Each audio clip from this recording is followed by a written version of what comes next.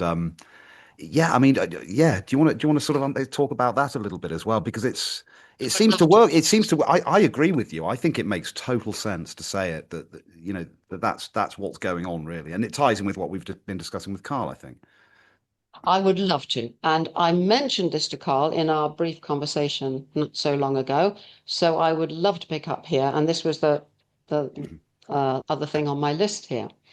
So I've had this idea, which came to me quite suddenly not so long ago. And then I realized that actually I'd had the same idea back in the mental models time. So back in 1986, I wrote a paper called What is it like to be a mental model?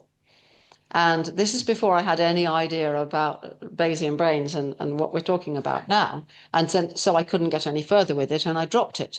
But what I wrote in there, the abstract of it, which I'm amazed I found because it's pre-computer and, it's a piece of paper. Um, one of the advantages of moving house and having to go through your filing cabinet. So anyway, so there it is. And I wrote something like, there is nothing it is like to be a bat. Physical objects such as bats cannot, there cannot be something it's like to be the physical object. But there can be something it's like to be a model of a bat or a model of a human being or a model of anything. Why? Because that's what a model is. A model is a description of something, of a world. So, for the bat's point of view, the bat brain is processing sonar information, whatever. It's doing predictive processing and concluding that there's an obstacle there and there's food there and all the other things that it concludes. So, what is it like to be that model makes sense because what it's like is object looming, yum yum food, whatever it is. And I've pursued this idea now, thanks to coming across predictive processing, that, okay, this sounds terrible, but you just get out of the hard problem. Hard problem is there because we say that it's the bat that has something it's like to be. And then you've immediately made the Mm, distinction between the physical world, which, as Carl was saying earlier, actually, Carl, you even said something like, we don't even know there's anything out there. mm, There's got to be mm, something, otherwise we wouldn't agree about what we're doing. But mm, what it is, we all we can do is make models. So my theory of consciousness, well, I hesitate to use that phrase, but I think that's what it is being conscious is what it's like being one of these generative models. And the advantage of that is that to understand what it's like, you ask, well, what is that model describing?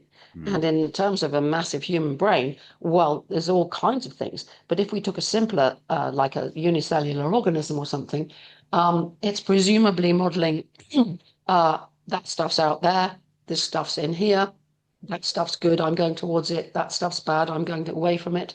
You could start, I mean, all the cells in the body and so on would be the same. But we, as this huge organism, um, this is building the idea of Sue, who's in here looking out and talking to you two and so on.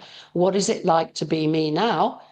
Well, I'm a model of a self having a wonderful, enjoyable podcast conversation with you two.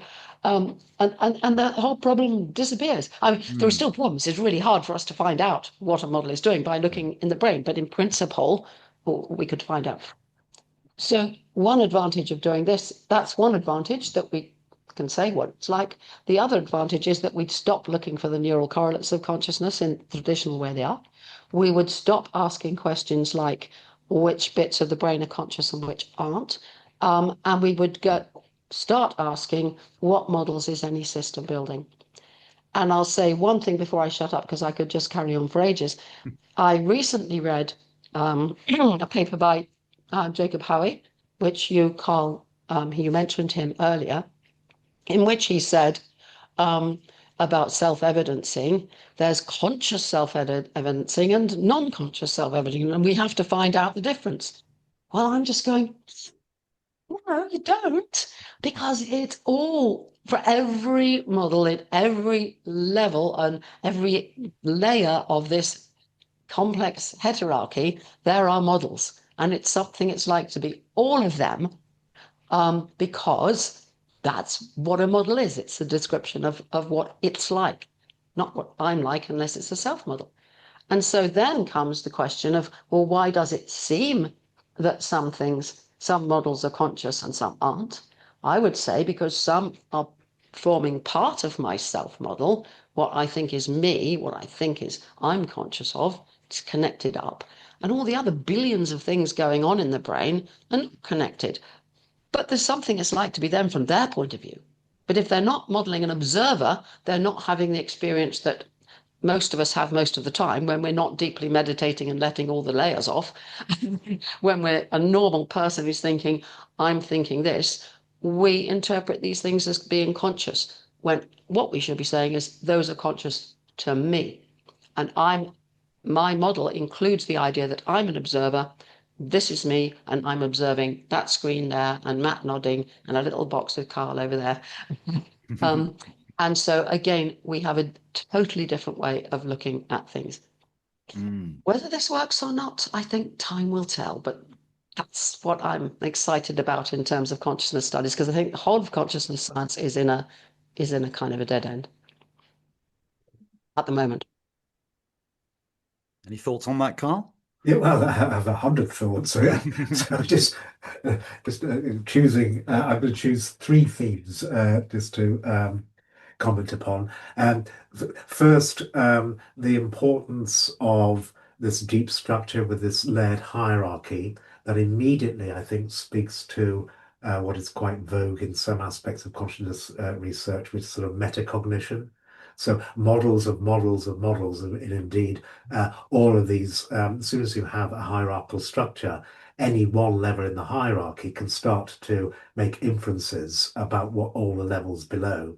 So you now have a lovely metaphor for a metacognitive understanding of self models of self models of self models that subscribes or complies exactly with the same kind of dynamics and temporal persistence and abstraction that we've already been talking about. Um, and then you ask yourself, well, what would it be like to be able to have intentions when I am trying to make sense of the more peripheral layers or hierarchical levels available to me within my brain, for example?